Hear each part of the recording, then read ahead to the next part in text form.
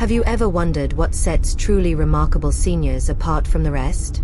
If you're between 70 and 85 and still doing the 5 things we're about to share, you're not just aging well, you're quietly defying the odds. Because here's the truth. Only about 3% of older adults can still do these things past 80. And no, we're not talking about the usual eat your veggies and take a walk. These are hidden indicators of strength, independence, mental clarity, and emotional resilience. And they matter more than most people realize. This video is not about comparison. It's about possibility. Whether you're doing all 5 or just starting on the journey, what you'll learn today could help you protect your independence and spark a stronger, healthier future. One step at a time. Let's begin. Number 1. Squatting without support. There's something quietly powerful about being able to squat down and stand back up, without holding on to a chair, countertop, or walker. Why does this matter so much? Because this single movement relies on a combination of leg strength, joint mobility, balance, and core stability. All areas that naturally weaken with age. Yet if you're still able to squat with control, you've preserved something rare. Most people over 80 struggle with this due to stiff joints, weakened thigh muscles, or fear of falling. But those who can do it, even slowly, are less likely to fall, more likely to stay mobile, and better able to maintain healthy digestion and circulation. But it's not just physical. It's also mental. Being able to squat often means you've stayed committed to movement. You believe in your body's ability to adapt, not decline. That belief becomes a self-fulfilling strength. Take my friend Harold, for example. He's 83 and still squats every morning while tending to his garden. I once asked him how he keeps so nimble. He said, "I make sure to go down every day, so I don't forget how to get back up." That stuck with me. So if you can still squat, even with effort, celebrate it. And if you can't yet, work gently toward it. Because every attempt is a message to your body, I'm not done yet. And that message matters. Number 2. Staying curious and learning new things. Here's something extraordinary.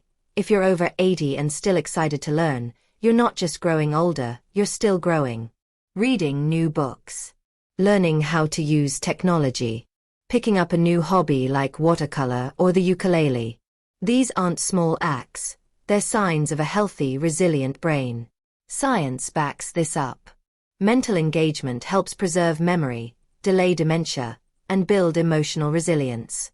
But beyond that, it reflects a powerful mindset. I'm not finished. I still want to understand, create, and grow. And it takes courage. Let's be honest. It's not easy to try something new at any age, especially when society expects you to slow down. I once met Judith, age 84, who joined a community class to learn how to play music for the first time. She said, "I always loved songs. I figured, why not make a little of my own?" And she did, with joy. If you're still learning, still curious, still asking questions, you're doing something only a small group of people your age can. That's worth celebrating. Number 3. Walking without assistance. It may sound simple, but being able to walk on your own, no cane, no walker, no arm to lean on, is one of the most powerful indicators of vitality after 80. Walking requires a symphony of systems. Leg strength, joint function, balance, heart health, and even brain coordination. Most older adults experience some degree of mobility loss. So if you're still taking confident steps, you're part of a rare and resilient group. Think of Walter, an 85-year-old I know who walks to the library every morning. Rain or shine, he says, "When I walk, I feel like I still belong to the world." Walking isn't just movement. It's freedom. It means you can go where you want, when you want. And that kind of independence is priceless. Maintaining this ability usually comes from decades of daily habits. Staying active, maintaining a healthy weight, practicing balance, listening to your body. If you're still walking unassisted, you're showing what's possible. That strength, that steadiness, is not just physical. It's emotional and spiritual, too. Number 4. Setting personal boundaries. Here's a surprising one. One of the rarest skills among seniors over 80 isn't physical at all. It's emotional. It's the ability to set clear personal boundaries. Too often, older adults feel they have to say yes to every visit, every request, every expectation. But those who learn to say, "This is my time," or "I'm not comfortable with that," are reclaiming something essential: self-respect. Healthy boundaries protect your energy. They reduce stress. And they create space for rest, peace, and joy. Remember Harold? He started turning off his phone every afternoon for quiet time. At first, his family didn't understand. But eventually, they came to respect it. Because boundaries, even late in life, teach others how to treat us with dignity. Seniors who set boundaries are often the happiest. They've learned that being kind doesn't mean being available 24/7. They understand that their time is valuable. Their peace matters. And their voice is still strong.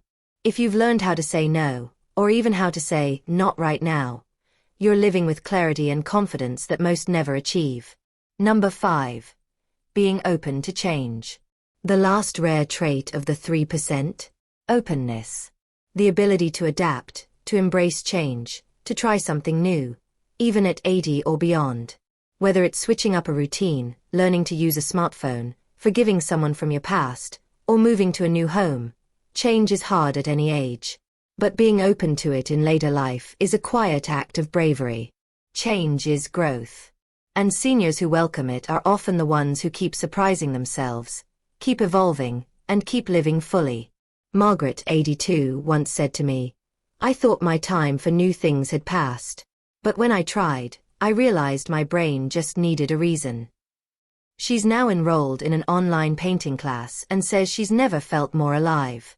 If you're someone who can still pivot, still adapt, still say, "why not," instead of "why bother," you're a rare light in the world. And you're showing the rest of us how aging can be a doorway, not a dead end. So, what does it really mean to be part of that 3%? It's not about being perfect. It's not about doing all 5 things every day. It's about staying engaged with your body, your mind, and your spirit. It's about refusing to give up on yourself, even when the world assumes you should. And if you're not doing these things yet, that's okay. Today is always a good day to start. Even one small change, one gentle squat, one curious question, one firm boundary, can shift your path forward. You are not too old. You are not too late. You are not finished. And if you're already doing these things, know this: you are leading. You are modeling strength, wisdom, and the courage to keep becoming. That's the kind of legacy that lives on long after we're gone. Thank you for being here. Let us know in the comments, which of these 5 do you relate to most? And which one do you want to work on next? If this video inspired you, please like, subscribe, and share it with someone who needs encouragement. Your support helps us reach more people with messages that matter. We'll see you in the next video. And until then, keep going. You're doing better than you think.